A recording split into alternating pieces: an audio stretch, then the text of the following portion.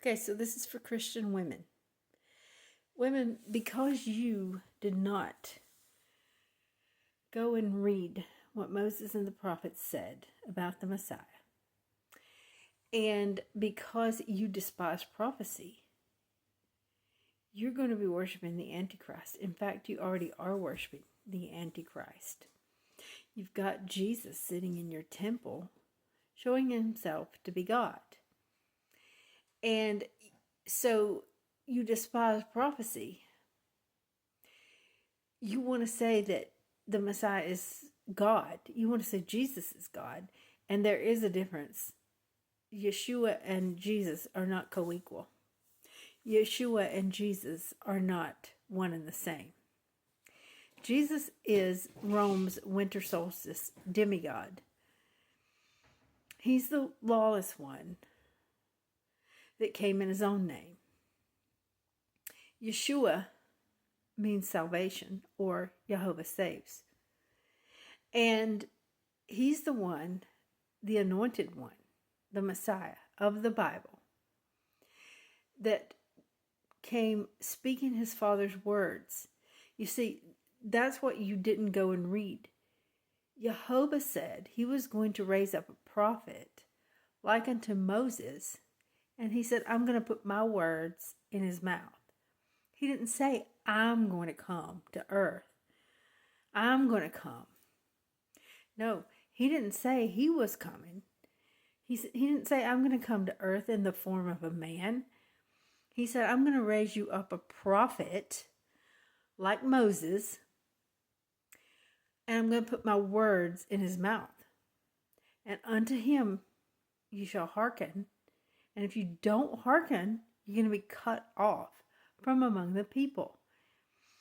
So he said that he would raise up a prophet, a capital B prophet.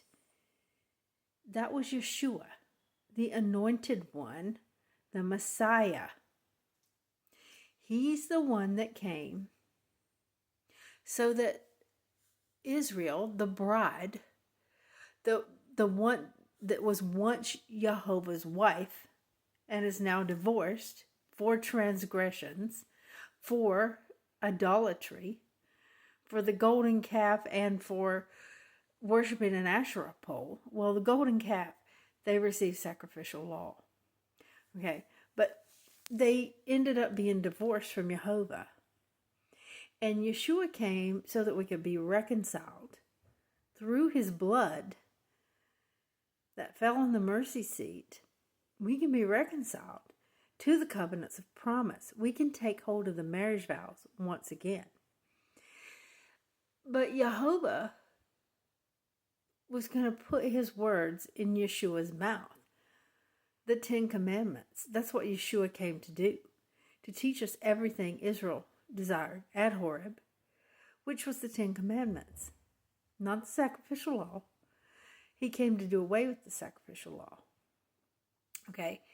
And so, apparently, you don't like that.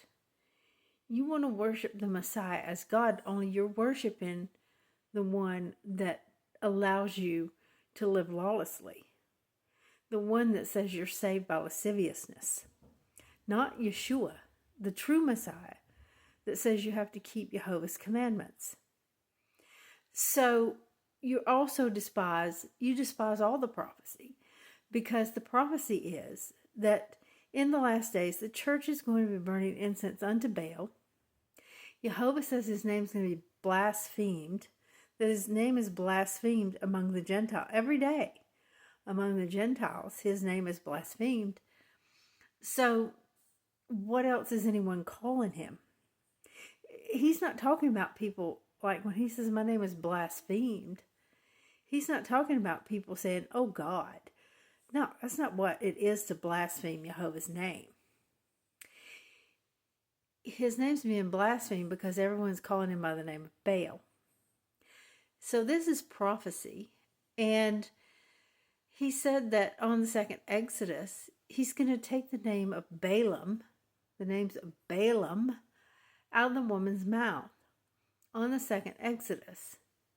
So if the church is burning incense unto Baal, and every day Jehovah's name is blasphemed among the Gentiles, and he's going to take the names of Balaam out of the woman's mouth on the second Exodus, what other conclusion can you come to? He's not talking about somebody calling him by the name of Buddha. He's talking about the church prophesying in the name of Baal, praying in the name of Baal. And that's none other than the name of Jesus. And please do not say, oh, it's an English translation, because it's not. In English, the Messiah's name would be Joshua. It's Yehoshua, which would be Joshua, like Joshua the son of Nun. Okay? But we call him Yeshua because that is a shortened form of Yehoshua. Look it up in the Strong's Concordance. He came in his father's name. If the father's Jehovah, how in the world would the Messiah's name be Jesus? So that's Greek, but it is not even a direct transliteration of the name.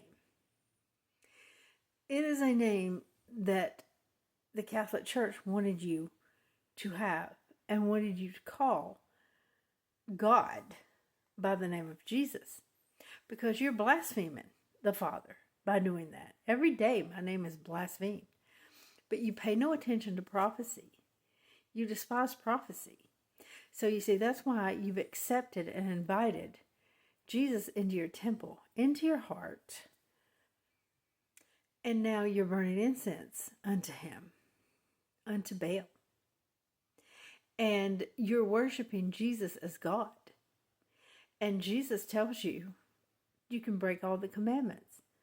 Yeshua said to keep the commandments, to not have any other gods before Jehovah. And you've made Jesus a god. You wear a cross necklace, which is an idol. Do you see what I'm saying? No, you probably don't, because you're deaf, dumb, and blind, like all those idols that you worship, like your cross necklaces. You're deaf, dumb, and blind like those crosses that all your churches put out on the yard every year at Easter, which is moon goddess worship. Easter is child sacrifice, fertility ritual, spring goddess worship, Ishtar worship, Queen of Heaven worship.